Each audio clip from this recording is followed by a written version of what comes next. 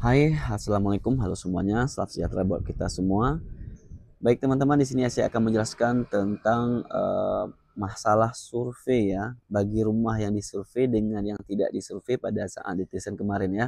Dan ada pertanyaan kepada kami di sini tentang netizen yang rumahnya tidak disurvei, apakah mungkin tidak lagi dapat bantuan sosialnya ya. Banyak yang masih bingung mungkin di antara teman-teman rumah yang disurvei dengan rumah yang tidak disurvei pada saat cek netizen pada beberapa bulan yang lalu. Baik teman-teman, di sini kami jelaskan bahwasanya pendataan netizen itu adalah penggabungan ataupun pencocokan data antara data yang di TKS ya, antara data yang di TKS dan juga BPS itu disinkronkan ataupun digabungkan ke dalam netizen.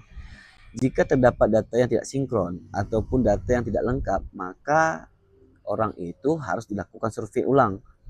Namun bagi yang tidak disurvei, itu belum tentu juga yang kemudian tidak dapat lagi bantuannya ataupun diputuskan bantuannya. Tetapi datanya itu sudah sinkron dari data kesejahteraan sosial ke DTSN. Nah, dari hasil survei itu, kita akan melihat nantinya yang dimana misalkan nih ya, data sosial ekonomi si ibu, kita bilanglah si ibu A, misalkan dulunya pendapatan ekonominya itu rendah di bawah rata-rata, belum memiliki pekerjaan, misalkan pada 5 tahun yang lalu atau 3 tahun yang lalu. Sekarang setelah disurvei itu, setelah disurvei ulang, pada saat cek ternyata sudah memiliki pekerjaan, teman-teman ya, sudah menjadi perangkat desa mungkin, sudah jadi ASN, sudah punya mobil bagus, motor yang harganya 20 juta ke atas, maka di situ tingkat sosial ekonominya itu akan diupdate ya, atau yang dikenal dengan nama desil.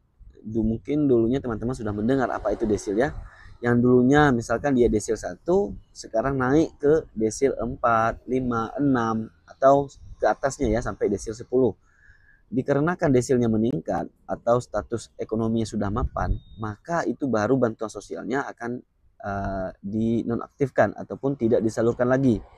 Nah, bantuan sosial itu diutamakan bagi yang sosial ekonominya masuk kepada tingkat desil paling terendah ya. Nah, misalnya desil 1, 2, dan 3. Begitu juga dengan sebaliknya, bagi data mereka yang tidak sinkron masuk ke dalam data desil 10, misalkan yang kaya ya ataupun yang mampu lah kita bilang. Mereka dulunya dikategorikan mampu, jika memang saat disurvei sekarang sudah tidak bekerja ataupun penghasilannya di bawah rata-rata ataupun mungkin kena PHK ya, maka mereka itu setelah disurvei, mereka itu masuk ke dalam kategori desil 1, 2, ataupun 3 gitu. Maka mereka berhak mendapatkan bantuan sosial, baik itu PKH ataupun sembako. Jadi jangan khawatir ya bagi para KPM semuanya, bagi rumahnya yang tidak disurvei, jangan takut bantuannya itu akan dinonaktifkan. Jadi belum tentu ya.